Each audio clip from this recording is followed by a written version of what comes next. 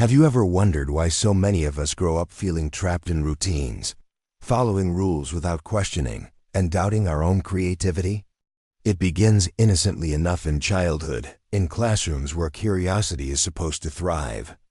Imagine a young child, wide-eyed and full of questions, drawing pictures of strange creatures, asking why the sky is blue, or dreaming of worlds beyond the clouds. That child is alive with wonder, but then school steps in. At first, it seems harmless, a place to learn numbers, letters, and facts, but slowly, almost imperceptibly, the spark of curiosity begins to dim. Mistakes are punished, creativity is sidelined, and conformity becomes the safest path. The laughter of discovery is replaced with the fear of getting a wrong answer.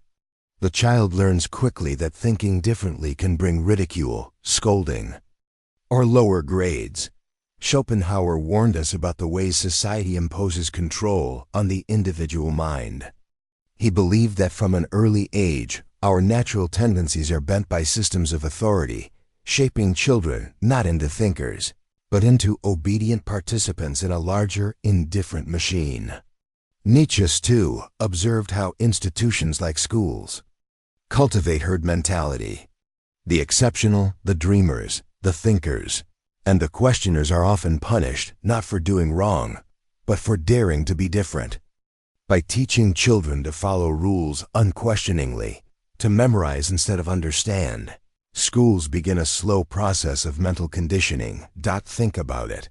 How many children abandon their love for reading, art, or science because the system measures intelligence through narrow exams? How many are told that asking why too much is annoying, or that imagination is a distraction from practical learning? The very institutions meant to nurture young minds often suppress the most vital qualities: curiosity, critical thinking, and the courage to question authority. And as these children grow, they carry invisible chains of compliance into adulthood, unsure of their own thoughts, hesitant to dream, afraid to make mistakes. Yet, this is not a story of hopelessness. Recognizing the problem is the first step. By understanding how schools shape minds, we can begin to reclaim what was taken. Curiosity can be reignited, creativity can flourish, and the courage to think independently can be restored. The mind that was once trapped can learn to soar again, but only if we notice the chains, understand their design, and choose to break free. As children move from the innocence of early learning into structured schooling, the subtle forces that shape their minds become stronger. It is here that the system begins its quiet work, teaching obedience over understanding, memorization over critical thought, and conformity over individuality. A child who once asked endless questions learns quickly that curiosity can be dangerous. The answers given are rarely explanations, they are rules to follow. A world that once seemed full of infinite possibilities now shrinks to the dimensions of the classroom, the textbook, and the strict instructions of teachers.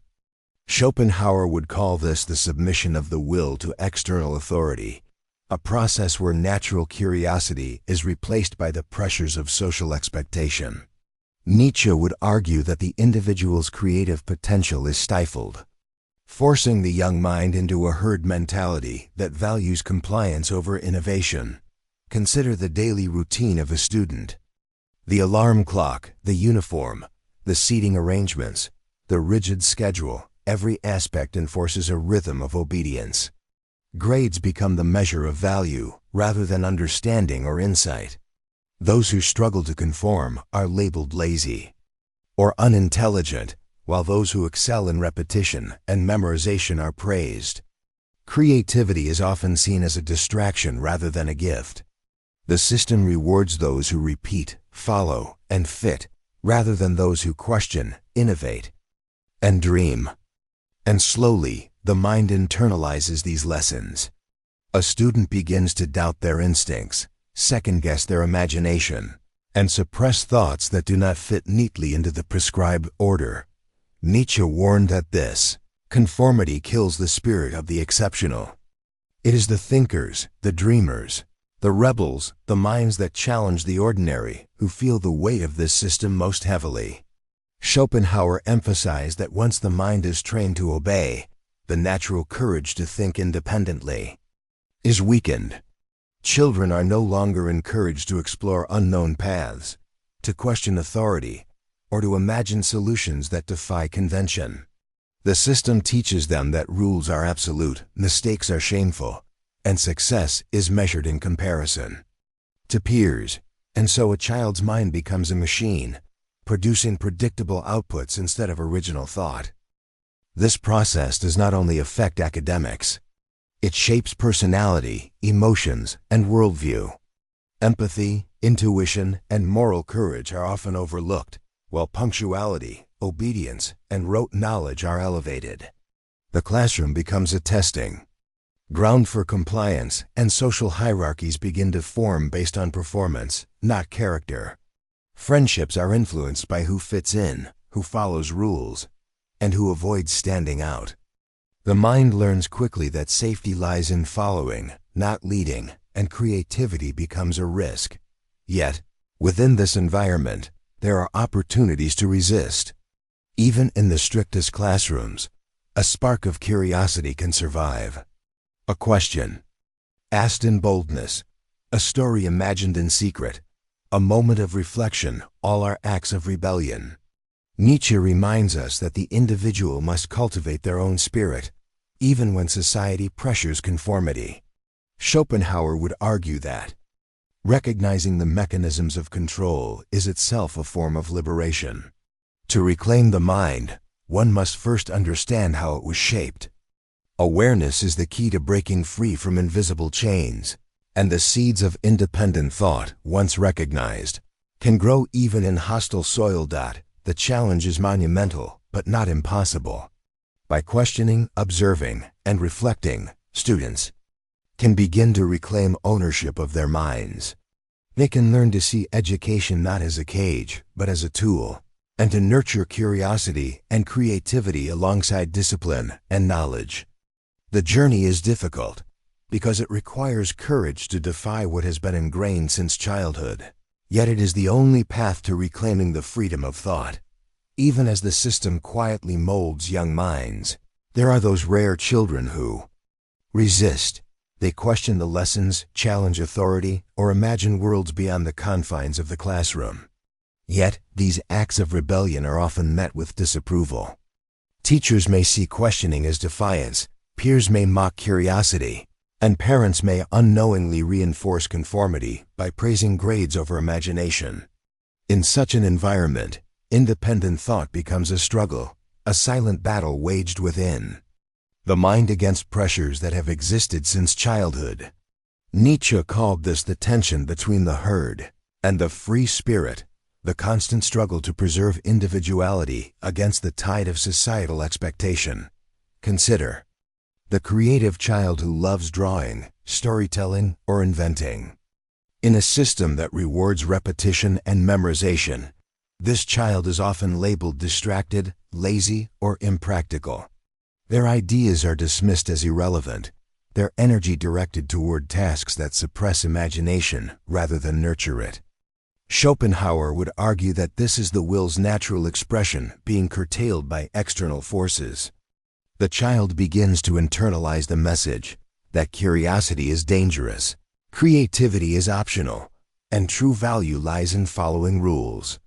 Over time, the mind adapts, learning that safety and success are found not in daring to think differently, but in blending in. Even social interactions are affected. Friendships are often determined by compliance rather than genuine connection. Those who challenge the system, think differently, or refuse to conform can be isolated. Nietzsche warned that this herd mentality stifles individuality and courage, creating adults who continue to prioritize approval over authenticity. Schopenhauer noted that when children are taught to suppress desire and imagination, they carry a deep sense of internal conflict into adulthood, a subtle, unending tension between what they are and what society demands. Yet, there are glimmers of hope. Throughout history, some minds have refused to be contained. Children who dare to question, explore, and imagine even in secret cultivate a strength that cannot be measured by grades or rules. These acts may seem small: a question asked in class, a story written in a notebook, a thought shared with a friend. But they are defiance against the slow erosion of creativity and independence. Nietzsche would celebrate these moments as sparks of the free spirit, evidence that the individual can resist the pressure to conform. Schopenhauer would see them as an assertion of the will's freedom against the oppressive structures of education. Parents, mentors, and society at large have a role in this rebellion. Encouragement to explore, praise for curiosity, and recognition of originality can counterbalance years of conditioning. Even one adult who validates a child's independent thinking can make the difference between a mind that crumbles under pressure and one that learns to thrive.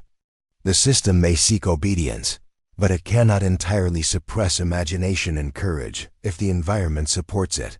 The danger, however, is that many children give up before discovering this freedom. They adopt the mindset that compliance is safety, that rules are sacred, and that their own ideas are insignificant.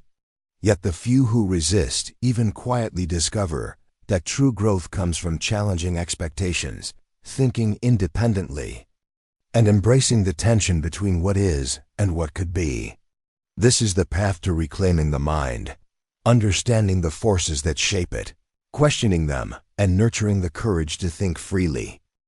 The seeds of rebellion planted in childhood, however small, can grow into extraordinary intellectual and creative power. Every question, every act of defiance, every spark of imagination is a step toward reclaiming what the system sought to suppress.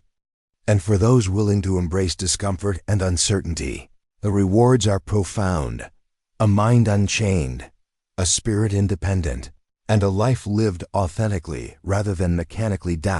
By the time children reach adolescence, the effects of the school system often become more pronounced.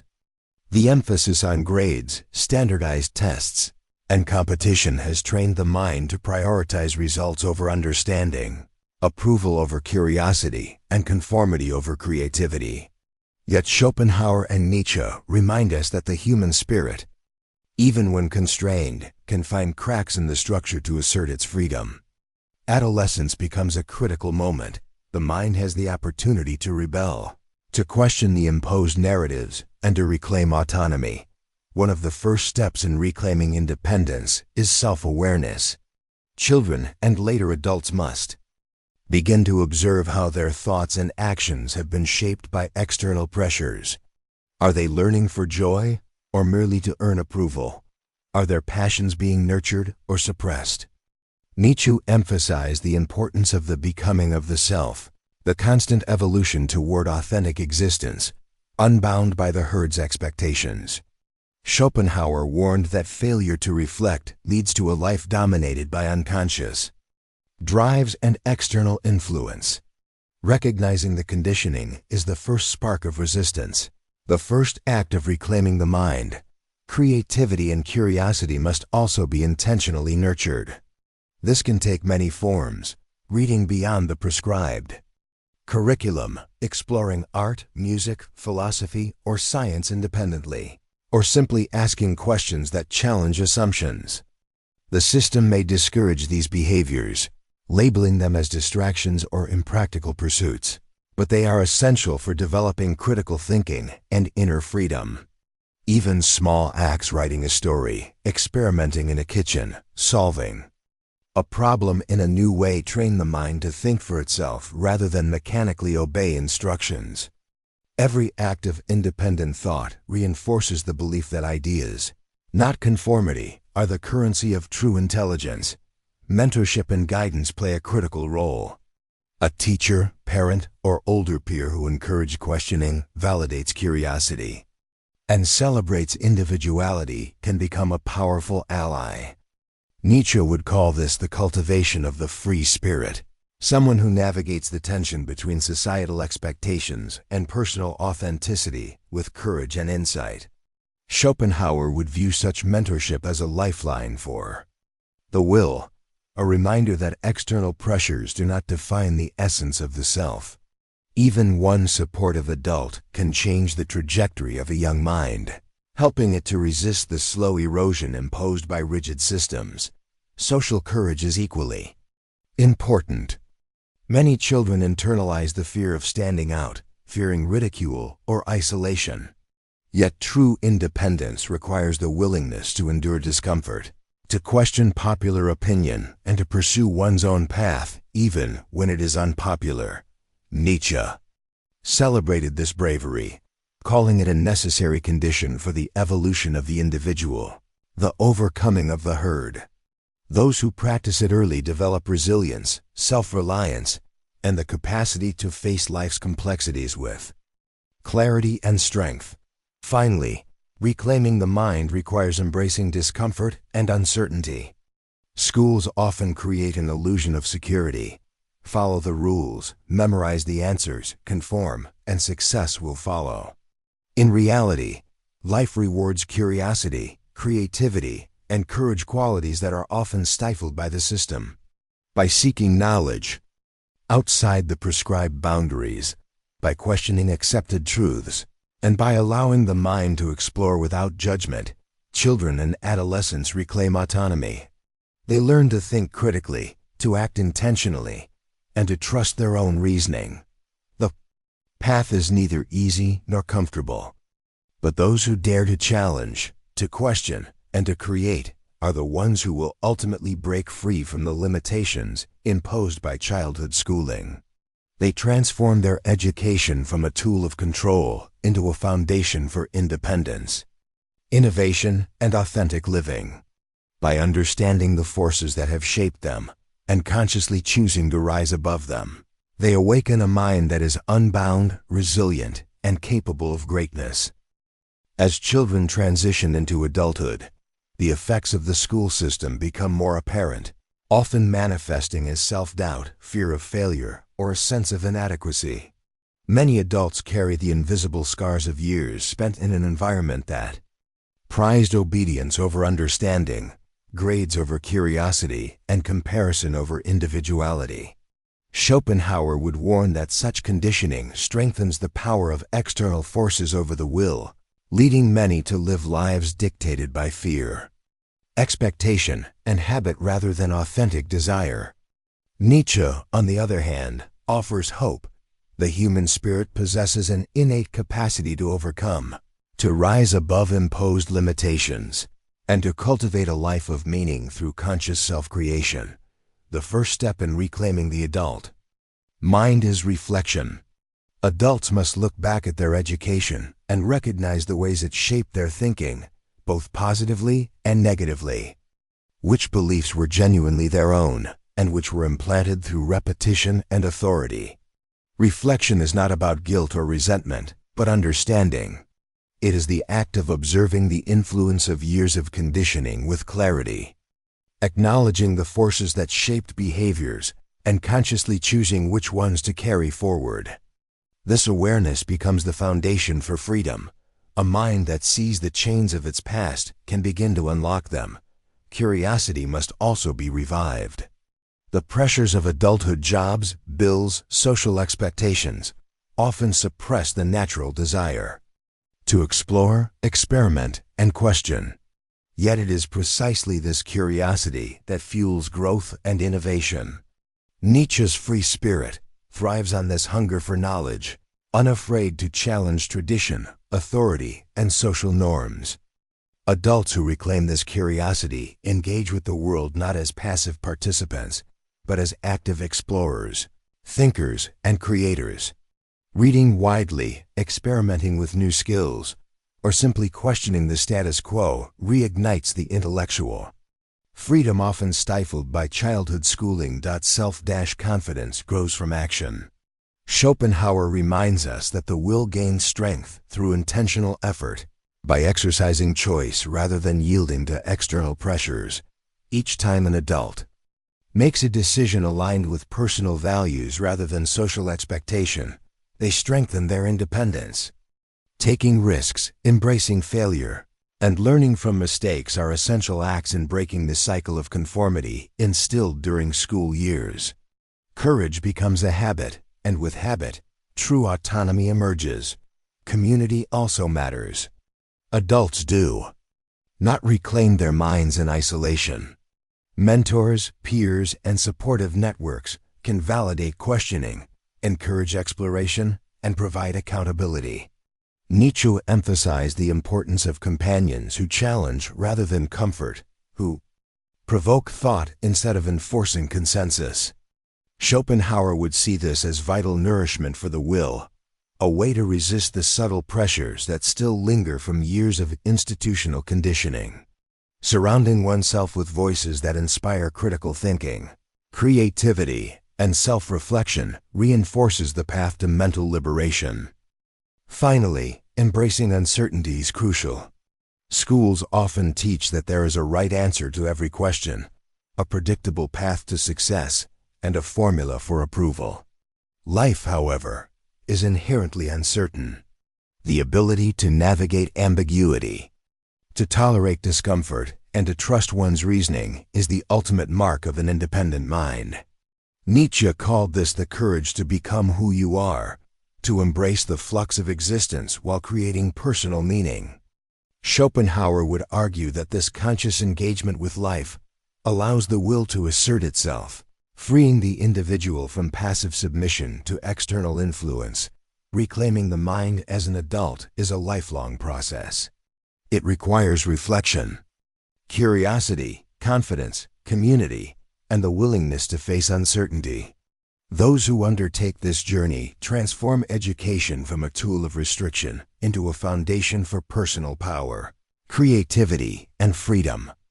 By consciously challenging the conditioning of their youth, adults awaken a mind capable of independent thought, deliberate action, and authentic existence, an unshackled mind that is finally able to think, feel, and live on its own terms. Consequences of years spent in a rigid school system often extend far beyond childhood, subtly shaping thought patterns, emotional responses, and even life choices. Adults may find themselves trapped in repetitive cycles of fear, self-judgment, and conformity, unaware that the source of these limitations originates in early educational conditioning. Schopenhauer would describe this as the domination of the will by external forces. The child's mind, molded to please authority and adhere to arbitrary rules, grows into an adult mind that unconsciously prioritizes approval over authenticity.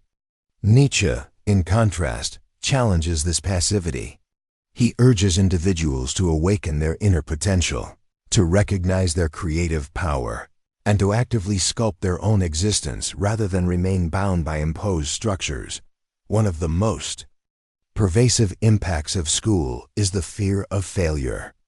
From a young age, children are rewarded for correct answers and punished, subtly or overtly, for mistakes. This creates a deep-seated anxiety that can linger into adulthood, making risk-taking seem dangerous and experimentation uncomfortable. Adults who struggle with decision-making, procrastination, or self-doubt may trace these patterns back to years of being evaluated and ranked. Breaking free requires conscious effort, understanding that mistakes are not reflections of worth, but opportunities for growth, and that true learning comes from engagement, exploration, and reflection rather than rote memorization or compliance. Critical thinking is another casualty. Schools often encourage passive absorption of information rather than active inquiry. Nietzsche emphasizes the importance of questioning, challenging assumptions, and resisting conformity. Adults must relearn how to think for themselves, analyzing, debating, and seeking diverse perspectives. This process restores intellectual sovereignty, allowing the mind to develop insights untainted by authority or groupthink. Reading widely, engaging in philosophical reflection, and confronting uncomfortable truths are essential tools in rebuilding an independent cognitive framework. Emotional suppression, too, is a product of traditional schooling. Children are frequently taught to hide feelings, maintain decorum, and fit social norms. leading to an adult tendency to mask vulnerability or suppress intuition. Schopenhauer would argue that this repression distances individuals from their inner will, creating internal conflict and frustration. Reclaiming emotional authenticity requires acknowledging suppressed emotions, cultivating mindfulness, and embracing self-compassion. Through reflection and conscious expression, adults reconnect with their innate desires and impulses, transforming emotional awareness into a source of strength rather than shame. Practical strategies for overcoming school-induced conditioning are equally vital. Journaling thoughts and reflections, setting personal goals free from external judgment, seeking mentors who encourage independent thinking, and practicing deliberate decision-making are all methods to retrain the mind. Nietzsche's concept of the free spirit provides guidance. Embrace curiosity, confront challenges deliberately, and cultivate resilience against societal pressures. Schopenhauer reinforces this by emphasizing the power of the will, repeated conscious choices aligned with personal values strengthen autonomy and mental independence. Finally, the journey toward liberation is not linear. The mind, long accustomed to external control, resists change, and setbacks are inevitable. Yet each conscious effort to question, to feel, to decide independently, is a step toward reclaiming mental sovereignty. Adults who persist in this process gradually replace fear with confidence, conformity with creativity, and suppression with authenticity. In the end, school's influence is not irreversible. Awareness, courage, and deliberate practice allow individuals to transform early conditioning into a foundation for self-determined growth. By confronting the psychological patterns instilled in childhood, adults awaken the capacity to think freely, act intentionally, and live authentically, a mind no longer chained by fear, but liberated to explore its full potential in every aspect of life.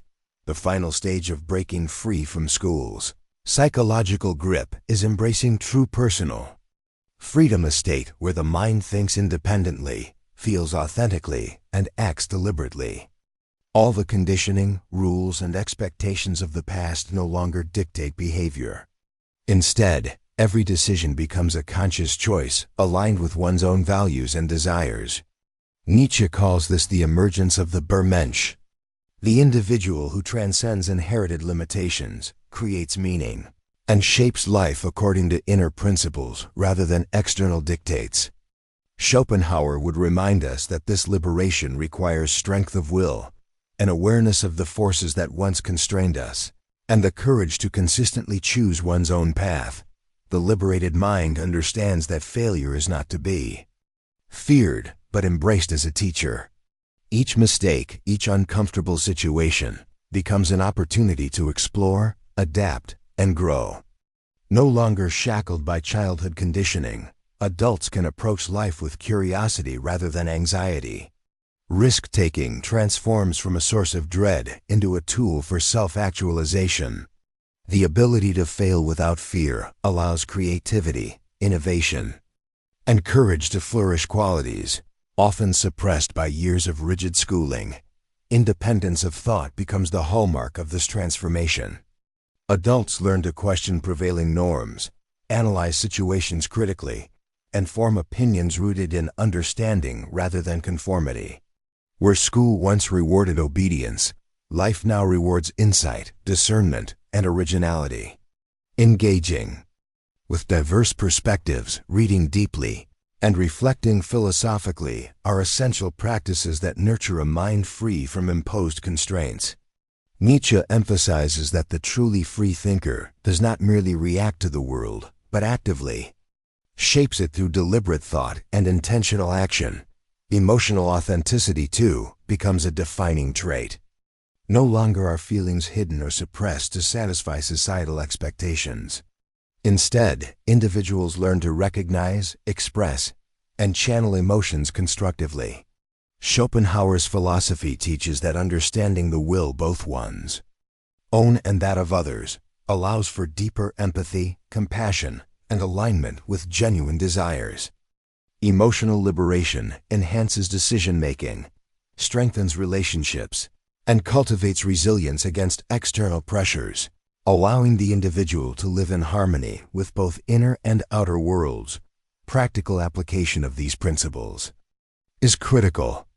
Setting personal goals, practicing mindful decision-making, embracing lifelong learning, and surrounding oneself with mentors and communities that encourage independent thinking all reinforce this mental liberation.